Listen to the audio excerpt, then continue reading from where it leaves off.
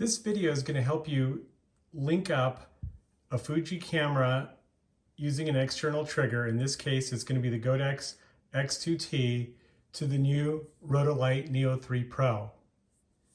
Let's take a look at the process and we're going to see if we can get you up to speed quickly. This took me about an hour to sort out, and I hopefully can get you up to the speed quickly. Now, what's important to understand is that on the Fuji cameras, the flash mode needs to be manual. The camera shooting mode can be anything that you want, aperture priority, whatever, but in this case, the flash mode needs to be manual. The reason is that it's going to sync up with the Godox trigger that's in manual mode, and then it's going to link to the Rotolight Neo 3 Pro.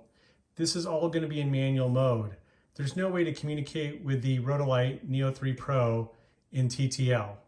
So the first step is to go to your camera. You're going to turn it on. You're going to hit the menu.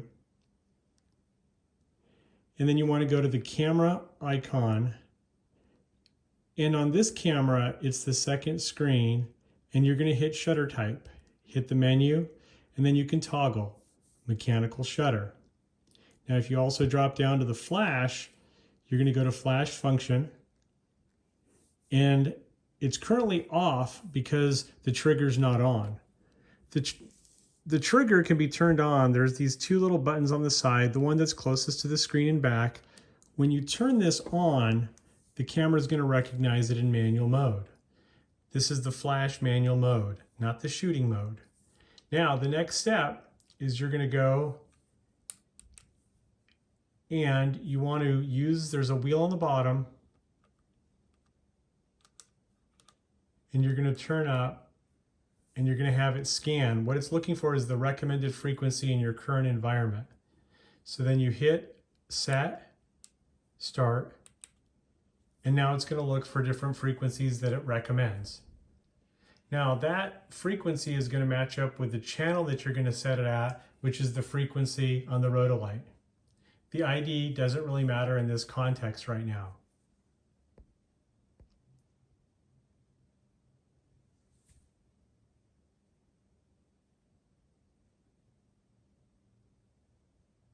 Now, it recommended a number of different options, 10, 27, 5, 21. There's a whole bunch of numbers. Let's just pick 5.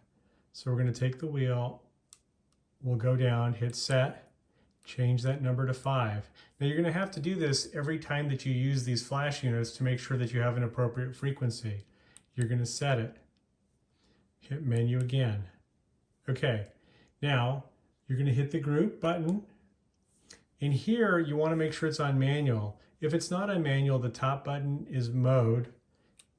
And here it toggles through TTL in manual mode. Leave it on manual mode, hit set. Now you're on channel 5, group A, manual mode. The next step is to turn on the Rotolight. Now there's a little setup that has to happen. The first thing you need to do is to hit the house, and then you hit the flash. Now, the top left button is what you're syncing with. It needs to be set on sync Godox. That's the first step. The second step, and this is critical, there's a chevron. You're going to swipe down.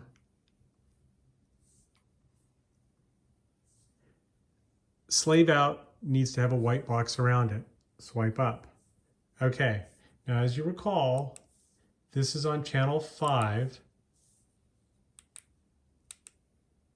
So you need to set the frequency also on channel 5. Group A, frequency, channel 5.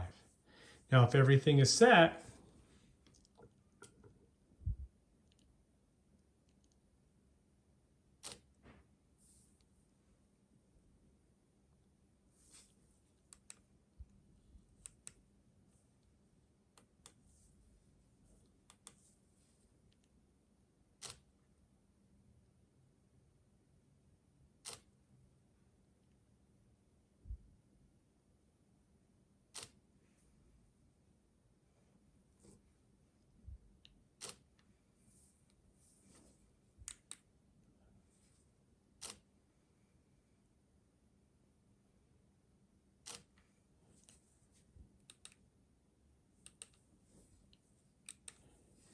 This time it doesn't, there it is.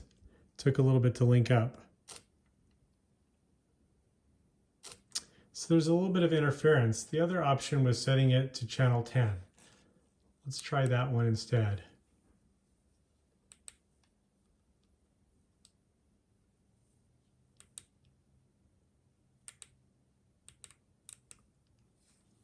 We'll go back to frequency. There.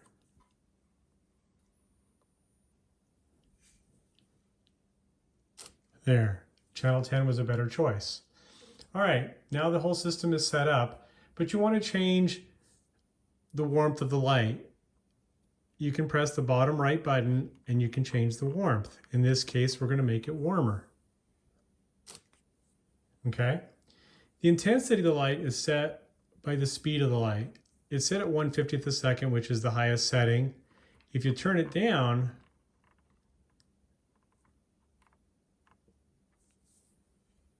it turns down the intensity of the light. There you go. This button on the bottom left is the modeling light, and you can turn that up or down.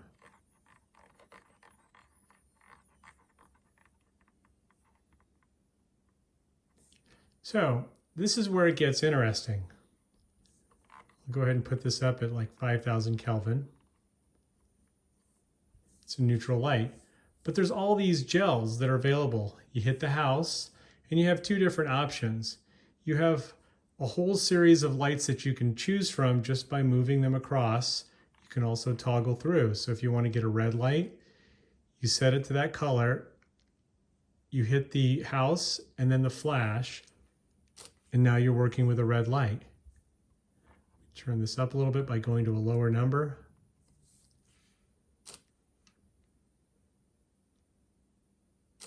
There we go. But let's say you want to make a different choice. You want to use one of the preset gels. So you can pick green, house, flash. It's got to go back to the flash. There you go. House again, hit the gels. So you can pick these colors, but you can also hit the bottom filter button.